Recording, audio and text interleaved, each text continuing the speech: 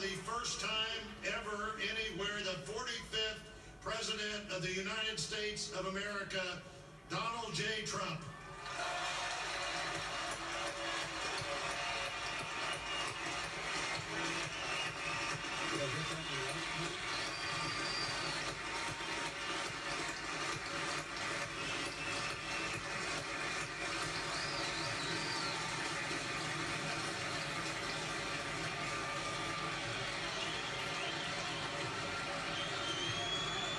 Chief Justice Roberts, President Carter, President Clinton, President Bush, President Obama, fellow Americans, and people of the world, thank you.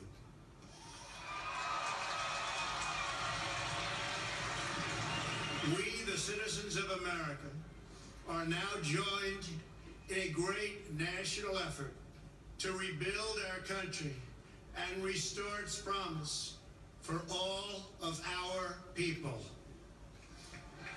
Together, we will determine the course of America and the world for many, many years to come. We will face challenges. We will confront hardships, but we will get the job done. Every 4 years, we gather on these steps to carry out the orderly and peaceful transfer of power.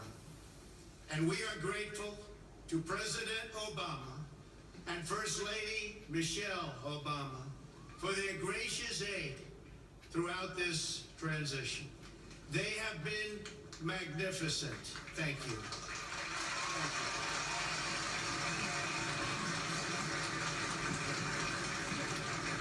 Today's ceremony, however, has very special meaning, because today we are not merely transferring power from one administration to another or from one party to another, but we are transferring power from Washington, D.C. and giving it back to you, the people.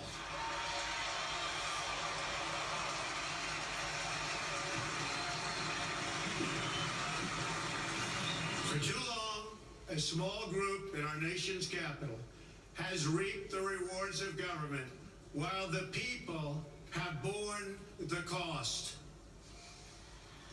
Washington flourished, but the people did not share in its wealth. Politicians prospered, but the jobs left and the factories closed. The establishment protected itself, but not the citizens of our country. Their victories have not been your victories. Their triumphs have not been your triumphs. And while they celebrated in our nation's capital, there was little to celebrate for struggling families all across our land.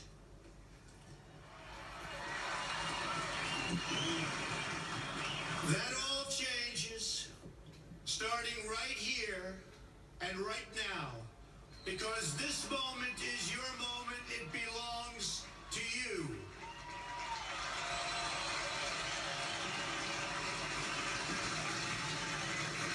It belongs to everyone gathered here today and everyone watching all across America. This is your day. This is your celebration.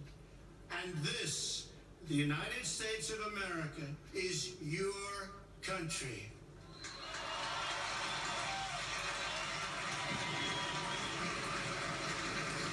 What truly matters is not which party controls our government, but whether our government is controlled by the people. January 20th, 2017 will be remembered as the day the people became the rulers of this nation again.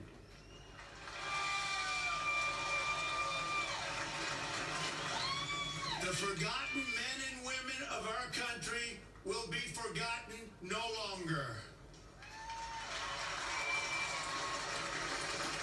Everyone is listening to you now. You came by the tens of millions to become part of a historic movement, the likes of which the world has never seen before. At the center of this movement is a crucial conviction that a nation exists to serve its citizens. Americans want great schools for their children, safe neighborhoods for their families, and good jobs for themselves. These are just and reasonable demands of righteous people and a righteous public. But for too many of our citizens, a different reality exists.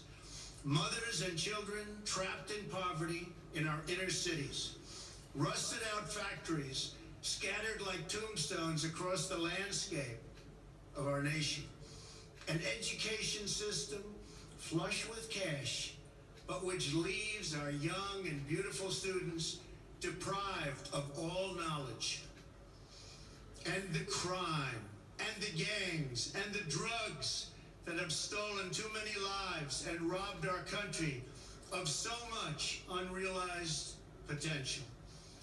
This American carnage stops right here and stops right now.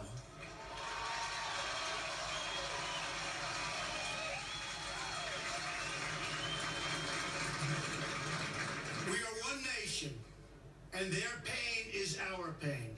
Their dreams are our dreams, and their success will be our success. We share one heart, one home, and one glorious destiny. The oath of office I take today is an oath of allegiance to all Americans.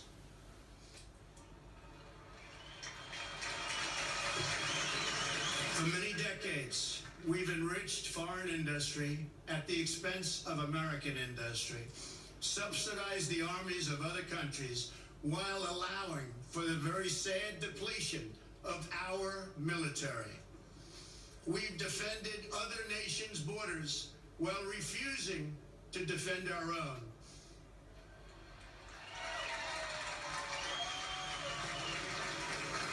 And spent trillions and trillions of dollars overseas while America's infrastructure has fallen into disrepair and decay. We've made other countries rich while the wealth, strength, and confidence of our country has dissipated over the horizon. One by one, the factories shuttered and left our shores, with not even a thought about the millions and millions of American workers that were left behind. The wealth of our middle class has been ripped from their homes and then redistributed all across the world. But that is the past, and now we are looking only to the future.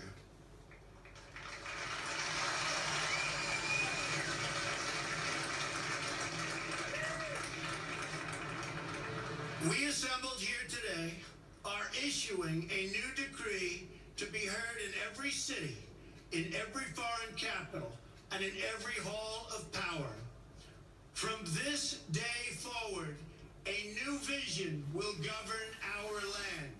From this day forward, it's going to be only America first. America first.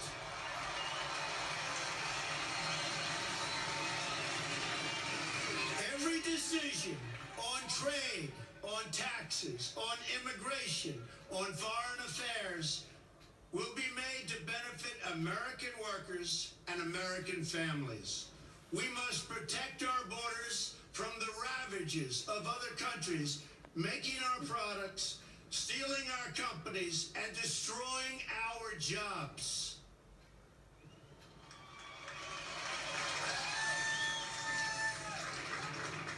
Protection will lead to great prosperity and strength. I will fight for you with every breath in my body, and I will never, ever let you down.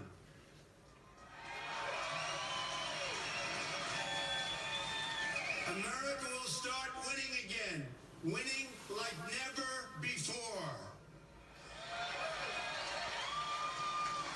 We will bring back our jobs.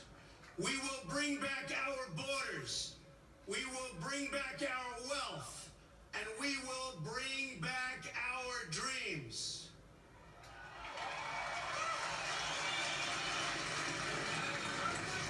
We will build new roads and highways and bridges and airports and tunnels and railways all across our wonderful nation. We will get our people off of welfare and back to work, rebuilding our country with American hands and American labor.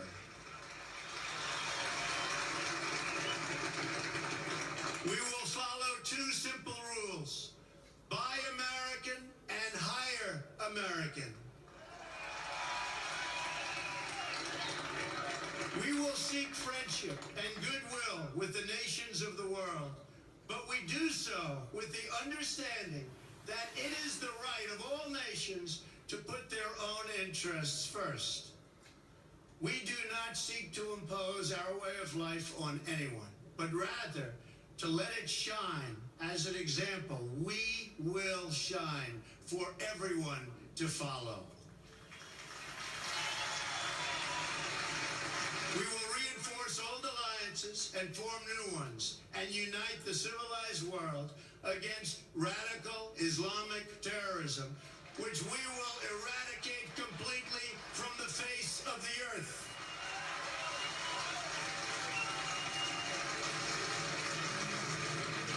At the bedrock of our politics will be a total allegiance to the United States of America. And through our loyalty to our country, we will rediscover our loyalty to each other. When you open your heart to patriotism, there is no room for prejudice.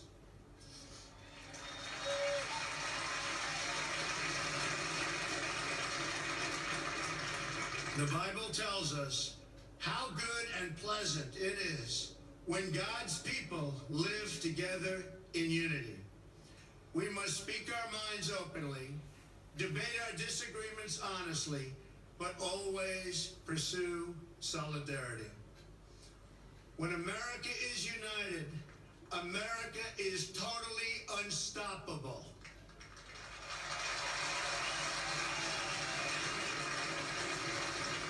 There should be no fear. We are protected, and we will always be protected.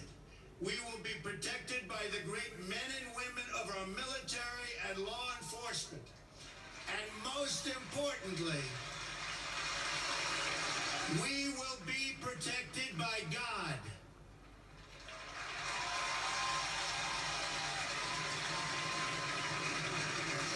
Finally, we must think big and dream even bigger. In America, we understand that a nation is only living as long as it is striving. We will no longer accept politicians who are all talk and no action, constantly complaining, but never doing anything about it.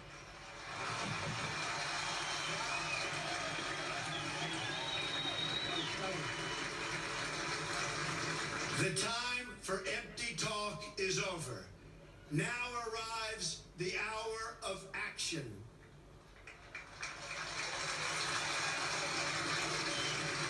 Do not allow anyone to tell you that it cannot be done.